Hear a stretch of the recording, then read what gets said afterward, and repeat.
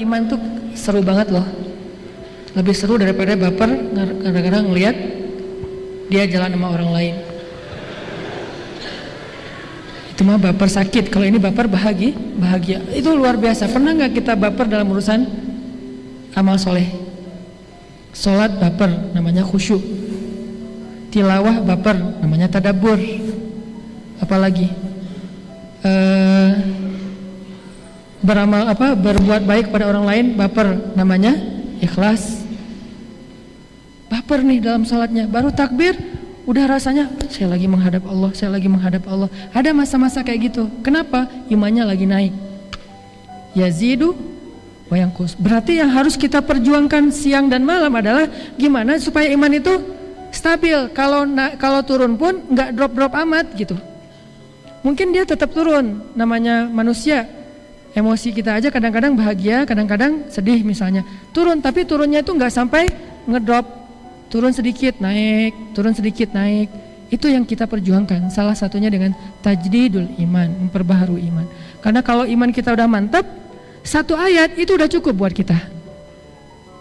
Kan ada di ayat Al-Quran yang Nabi bilang, seandainya di Al-Quran tidak ada ayat lain kecuali ayat ini, maka sudah cukup. Seolah-olah gak ada ayat lain di Al-Quran, cuma ayat itu doang, udah cukup. Salah satu ayat itu adalah Al-Fatihah. Salah satu nama Al-Fatihah Al-Kafi, cukup. Jadi seolah-olah kalau kita gak baca Al-Baqarah sampai An-Nas, cuma tahu Al-Quran itu Al-Fatihah doang. Kalau kita yakin Al-Fatihah udah cukup buat kita. Ada lagi ayat yang kayak gitu, surat At-Tolak, wa may yattaqillah yaj'al lahu makhraja, cukup. Ada lagi ayat yang lain termasuk ayat ini, wal asr innal insana lafi khusr. Ayat ini fa inna ma'al usri yusra. Banyak ayat yang sebetulnya satu aja udah cukup buat kita. Udah bisa membuat seseorang itu berubah, hijrah, bertaubat seperti Umar bertaubat dengan pembukaan surat Toha. Apa rahasianya? Yakin. Sehingga kalau teman-teman mencari majelis ilmu, carilah dengan niat pengen mencas iman, mencas yakin, menambah keyakinan kepada Allah. Itu rahasia memudahkan kita dalam beramal soleh. Duduk dalam majelis ilmu, ketika kita mendengarkan sesuatu, belajar, nih saya harus yakin yang ini nih, saya harus yakin, cari poin yakinnya. Jangan cari poin wawasannya aja. Kalau ada gimmick, mungkin entertain, itu hanya membuat kita supaya nyaman doang. Tapi bukan itu intinya. Cari poin, mana yakinnya, mana yakinnya, mana yakinnya. Makin banyak dapat poin yakin, maka kita mendapatkan banyak kebaikan dalam majelis itu. Namanya boleh apa aja, kayak misalnya saya menyebut istilah akidah, kalau beberapa ulama atau ustadz menyebutnya dengan istilah akidah yang terbagi kepada rububiyah, uluhiyah, asma, sifat. Itu kan teori akidah kan ya. Saya menyingkatnya dengan bahasa yang mungkin menurut saya sederhana, keep the faith, menjaga iman, atau belajar yakin, belajar belief sama Allah. Istilahnya boleh apa aja, yang penting ketika kita mendengar satu ayat atau satu hadis, terasanya tuh di hati, bukan cuma terasa di dalam pikiran, kerasa di hati kita. Gimana caranya biar bisa kayak gitu? Kalau udah bisa gitu, ringan banget ngamalin ayat Al-Quran, ringan banget beramal soleh, termasuk fa inna ma'al usri yusra, jadi ringan. Gimana caranya teman-teman? Caranya yang pertama tadi, tajdid, perbaharui. Gak bisa sekaligus kita mantap imannya, harus terus dicas. Dan iman itu yangkus karena dosa-dosa. Kalau kita ngerasa hari-hari kita itu banyak dosa, berarti kita harus menebusnya dengan lebih banyak lagi tajdid, lebih banyak lagi memperbaharui iman. Salah satu cara memperbaharui iman, duduk dalam majelis ilmu. Kayak gini nih. Ngapain sih sering-sering amat duduk dalam majelis ilmu? Sama kayak kita mencari hiburan.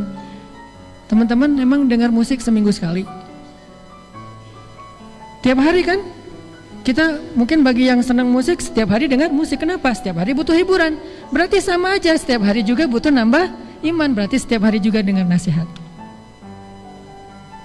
Musik-musik yang halal, yang baik, yang mubah, kita setiap hari dengar. Kayak misalnya saya senang dengan musik-musik yang motivasi. Atau kalau di Inggris itu ada political rapper, Low Key. Kan dia nge-rap tapi pesan-pesan kemanusiaan ya. Saya suka banget dengar Loke berulang-ulang. Kenapa?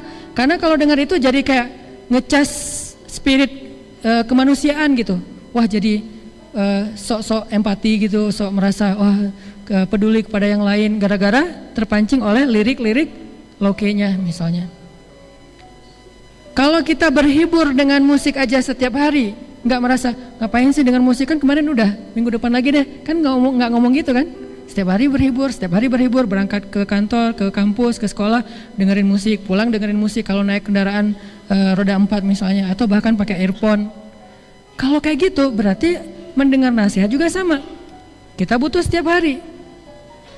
Walaupun mungkin nggak lama, paling setengah jam sambil kita nyepedaan, naik gunung, turun gunung pas hari libur, atau sambil kita naik motor ke kampus, pulang kampus, pakai di offline dulu misalnya, atau di save, taruh di HP kita playlist, dengerin dari kos-kosan ke kampus, selesai satu tausiah Ustadz Abdul Somad, lumayan kan dapat ilmu. Kalau Ustadz Abdul Somad mungkin lebih ke bab hukum, ini boleh, yang ini nggak boleh. Wah saya tapi belum bisa ngamalin yang bolehnya, belum bisa ninggalin yang nggak bolehnya, gimana nih? Dengar lagi booster yang bisa buat kita semangat, iman, tajdid. Kayak gitu terus. Itulah kenapa para sahabat kok mudah mengamalkan, karena iman mereka itu diperbaharui terus oleh Rasulullah. Kalau mereka duduk di samping Nabi, pasti Nabi ngomongin tentang kebesaran Allah. Allah itu, kemana-mana ngomongin tentang Allah akhirat. Emang Nabi nggak bosan? Justru supaya menjaga stamina iman sahabat, Nabi kayak gitu terus. Dijaga tuh sama Nabi. Jalan ngelewat ada satu bangkai onta saibah, onta yang udah dipotong telinganya. Kalau dalam kepercayaan orang Arab jahiliyah, onta yang udah dipotong telinganya itu artinya pembawa sial. Jangankan jadi bangkai, masih hidup aja mereka nggak mau dekat-dekat sama onta kayak gitu. Nggak dikendarain, nggak diminum susunya, nggak dimakan dagingnya. Saibah. Nah ternyata ada seekor saibah, bukan cuma masih hidup, udah jadi bangkai, udah keluar belatung dari perutnya, udah bau. Sehingga ketika Nabi dan sahabat ngelewatin jalan itu, ada bangkainya, mereka tutup hidung. Terus Nabi bilang, ayo siapa yang pengen beli bangkai ini? Dibawa pulang ke rumah, kata Nabi. Sahabat heran, terus sahabat nanya, ya Rasul, dikasih gratis juga kita nggak mau bangkai kayak gitu. Jangankan matinya udah jadi bangkai, hidup juga kita nggak mau, saibah soalnya. Apalagi udah mati, apalagi disuruh beli. Saking tidak berharganya bangkai itu. Terus Nabi bilang apa? Sesungguhnya dunia di mata Allah lebih rendah nilainya daripada bangkai ini di mata kalian. Ada analogi. Oh, jadi nambah lagi iman. Jalan lagi nih, Nabi lagi touring sama sahabat. Touring. Makanya saya bilang banyak main, banyak manfaat. Nabi main sama sahabat touring, jalan bareng-bareng, satu kafilah gede, lewatin padang pasir. Padang pasir itu kan kayak kita ke hutan belantara yang gak ada lampu, jadi langit kelihatan jelas terang gitu. Malam itu malam purnama, bulan purnamanya itu sempurna, gede bulannya, warnanya sempurna, tidak ada awan satupun, cerah, bening. Sehingga para sahabat ketika udah istirahat dari touring, mereka istirahat dulu di sebuah rest area. Lalu mereka tiduran di pasir. Jadi istirahatnya itu bukan cari tahu Sumedang ya. Istirahatnya tiduran di pasir. Tiduran di pasir semuanya pada hening, nggak ada yang bicara sepatah kata pun. Semuanya pada tiduran. Ngapain? Ngelihat bulan. Tidur, bayangin orang tidur jumlahnya ribuan. Tidur semuanya ngelihat bulan sambil istirahat. Tiba-tiba Nabi ngomong, wahai sahabat-sahabat, apakah kalian suka melihat bulan itu? Kata mereka, suka-suka ya Rasulullah. Maka sesungguhnya seperti itulah penduduk surga melihat wajah Allah nanti di dalam surga. Nambah lagi iman. Dicas terus sama Nabi. Ketemu apa aja, Nabi menyampaikan satu nasihat yang bisa ngecas, nambah iman, nambah yakin, nambah dekat sama Allah. Nah kayak ginilah kita dalam hidup harusnya. Kita cas keimanan kita biar yakin. Caranya salah satunya dengan mendengar nasihat. Kalau kita nggak bisa mendengar nasihat setiap hari lewat majelis ilmu, karena emang realitasnya kita punya banyak kesibukan lain. Nggak harus setiap hari ikut taklim, Tapi kan sekarang kita hidup di era multimedia yang luar biasa. Bisa dengar, bisa nonton, bisa baca, banyak broadcast segala macam. Nah, ini semuanya untuk nambah iman. Tujuannya nambah iman. Kalau ada satu broadcast yang cuma nambah nafsu, gimana nambah nafsu?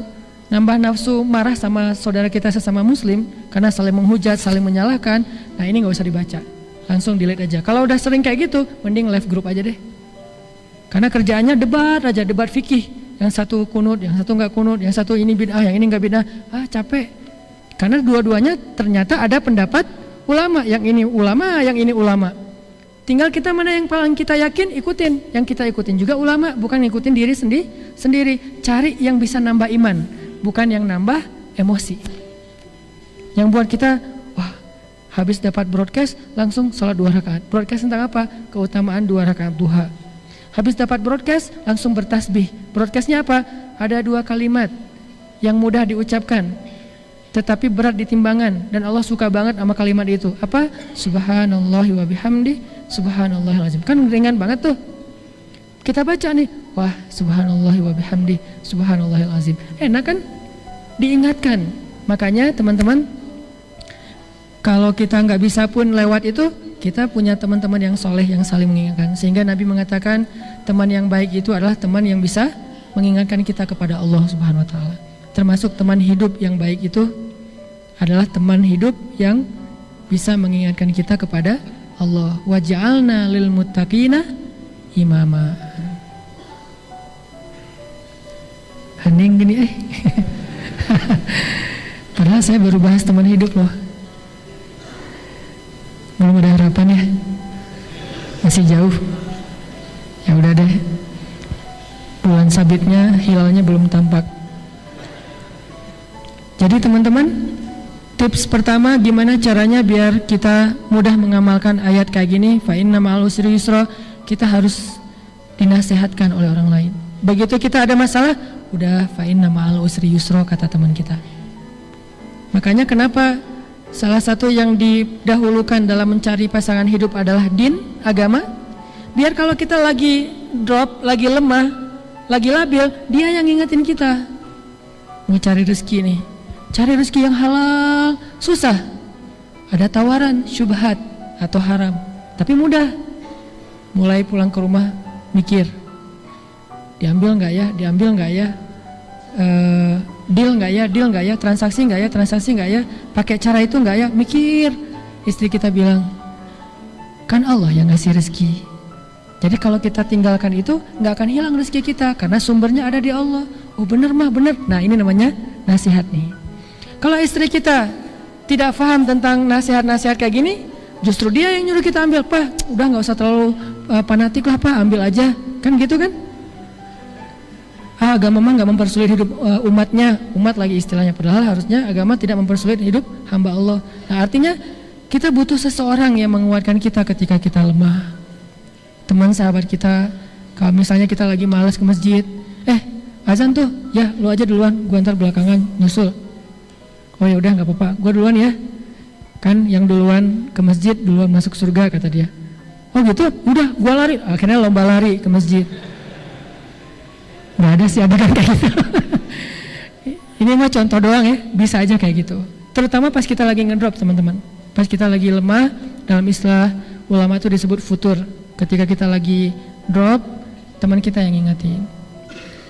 Kayak saya pernah cerita dulu lagi lemah, semangat imannya hampir kebawa sama teman yang bisnis properti dengan cara-cara yang saya nggak yakin itu boleh apa enggak. Mulai galau, kayaknya cara dia nih bagus juga nih, bisa mempercepat aset, jumlah aset. Pulang mikir gitu, ngomong sama istri, jangan-jangan kita terlalu idealis ya, kayaknya fikihnya nggak gitu-gitu amat deh. Mulai cari-cari celah nih. Istri bilang, gak apa-apa, kalau kita meninggalkan sesuatu karena Allah, Allah ganti dengan yang lebih baik. Wah benar banget tuh mah, mama emang diingatkan kan. Makanya butuh pengingat, alarm yang membuat kita aware lagi ketika kita lagi dalam keadaan lupa. Satu, pengingat, ngecas iman, majelis ilmu, nasihat.